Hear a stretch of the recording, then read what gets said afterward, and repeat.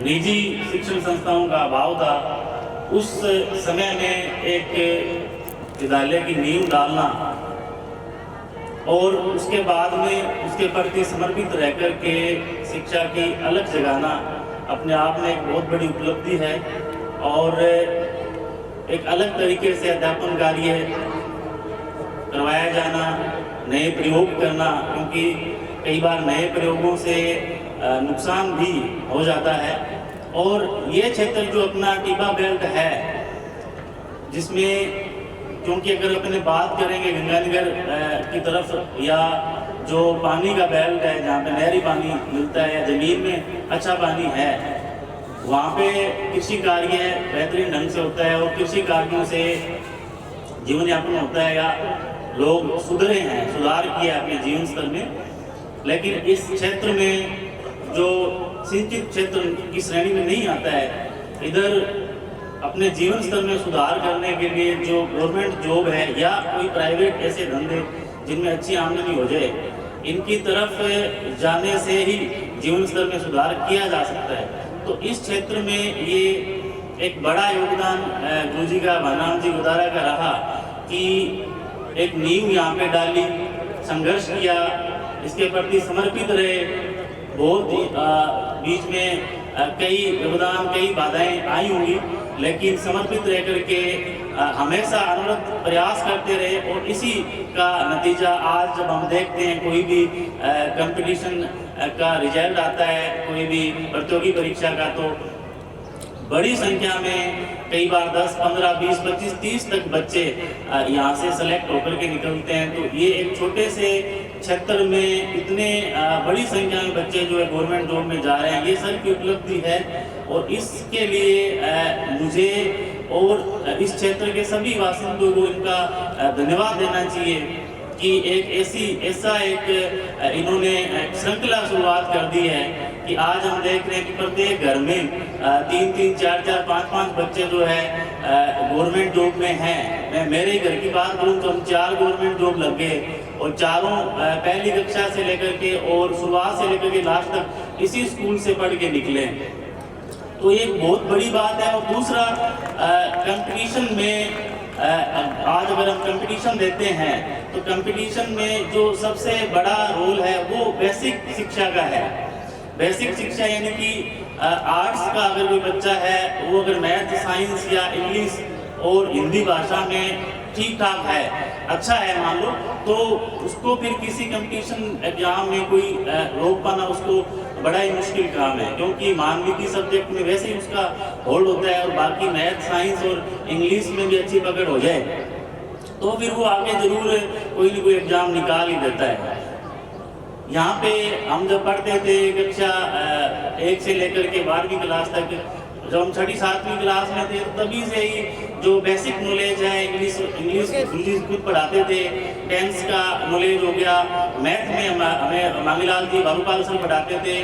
Math में जो common knowledge थे, कॉमन जो जैसे सूत्र याद करना हो गया, हिंदी में राजेंद्र सिंह जी राठौर सर पढ़ाते थे, तो हिंदी का व्याकरण हमारा इतना अच्छा था। बीच में किशन जी शर्मा सर इंग्लिश पढ़ाते थे, तो इंग्लिश की ग्रामर हमारी, क्योंकि किशन जी सर हैं वो इंग्लिश सब्जेक्ट पे उनका जो कमांड है वो उच्च स्तर का कमांड है। तो वैसे अध्यापक भी हमें मिले पढ़ाने के लिए, किशन जी सर जैसे या इंद्र सिंह जी राठौर सर है, तो उनका अनुशासन तो आज भी हम सब के लिए अनुकरणीय है। ऐसे अध्यापक हमें उस दौर में मिले जिस दौर में, और वो भी एक ग्रामीण बेल्ट में, एक शहरी क्षेत्र में तो हम फिर भी समझ सकते हैं कि वहाँ पे क्या क्वालिटी रहती है शिक्षा की, लेकिन ग्रामीण क्षेत्र में ऐसे अध्यापक में मिले और ऐसी क्वालिटी में मिली कि शुरुआत में एक बेस तैयार हुआ। और उसी बेस के आधार पे ही हम आज ही बात करते हैं कि उसी बेस के आधार पे हमें आगे चल के प्रत्येक कंपटीशन एग्जाम में लाभ मिला। कोई भी चाहे कंपटीशन हो, मैंने पटवारी का भी एग्जाम दिया जो क्लियर हुआ, सेंटर में भी एसएससी 10+2 या सीजीएल या आईबी की जो सीधी भर्ती परीक्षा थी, सारे एग्जाम क्लियर हुए। आरएएस में भी पहले प्रयास में सिलेक्शन हुआ। तो बड़ा योगदान एक बेस का था कि छोटी छोटी चीजें जिन पे आज के बच्चों को काम करने की आवश्यकता पड़ रही है, वो चीजें हमारे जो कॉन्सेप्ट थे वो उसी टाइम क्लियर हो गए। तो इसी का एक नतीजा या लाभ हमें आगे चल करके मिला। और उस सब के लिए जो बेस हमारा तैयार हुआ, हम जितने भी स्टूडेंट थे सारे हम इस विद्यालय के और गुरुजी बनाम जी गुदारा के आभारी हैं कि एक हमें ऐसे तैयार करके भेजा कि आगे बड़ा सा बड़ा एग्जाम भी हमने क्लियर कर लिया। इसके बाद में मैं बात करना चाहूँगा आज के वक्त का जो एजुकेशन सिस्टम है, शिक्षा स्पेशली ग्रामीण क्षेत्र में बच्चे हैं, टीचर हैं, स्कूल हैं, अभिभावक हैं, सबको मिलकर के काम करने की आवश्यकता है।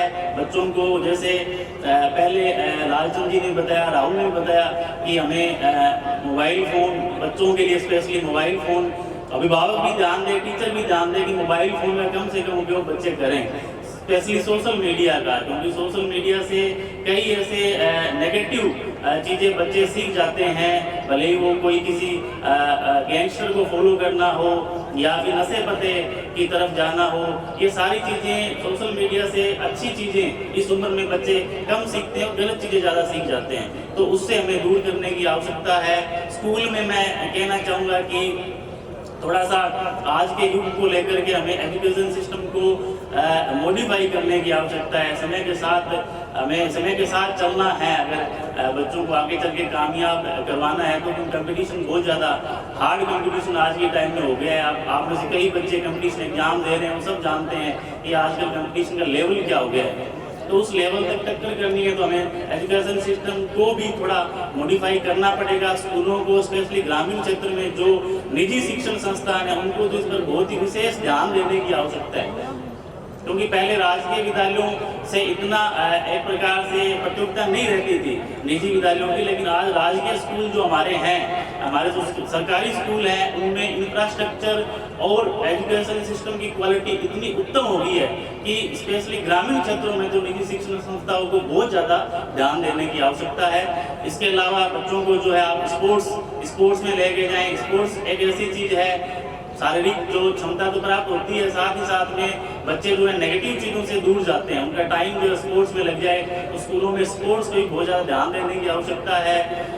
अभिभावक जो हैं बच्चों से संवाद करें, बच्चों से बात करें, स्कूल में टीचर से संवाद करें। हिंदी माध्यम के स्कूलों में एक बड़ी दिक्कत ये है स्पेशली ग्रामीण बेल्ट में कि पेरेंट टीचर मीटिंग नहीं होती है।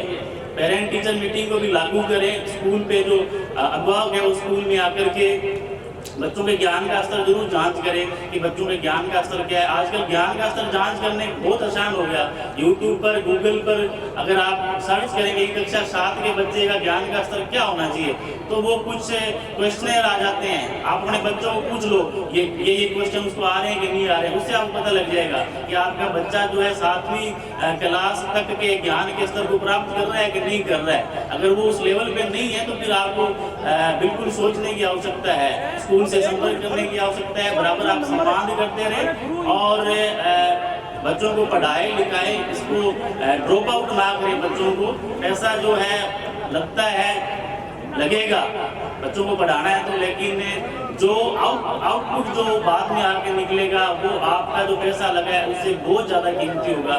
तो बच्चों को जरूर पढ़ाएं आप, शिक्षा में उसको हटाएं नहीं, ड्रॉप आउट नहीं करें। भले ही इतनी आर्थिक जो है मान लो कि आर्थिक कमी हो, लेकिन फिर भी बच्चों को शिक्षा से दूर नहीं करें। यही मैं एक संदेश देना चाहूँगा। समय का चूँकि अभाव है, गर्मी बहुत ज़्यादा है, तो मैं अंत में एक बार पुनः विद्यालय प्रबंधन का आभार व्यक्त करता हूँ। बहुत बहुत धन्यवाद।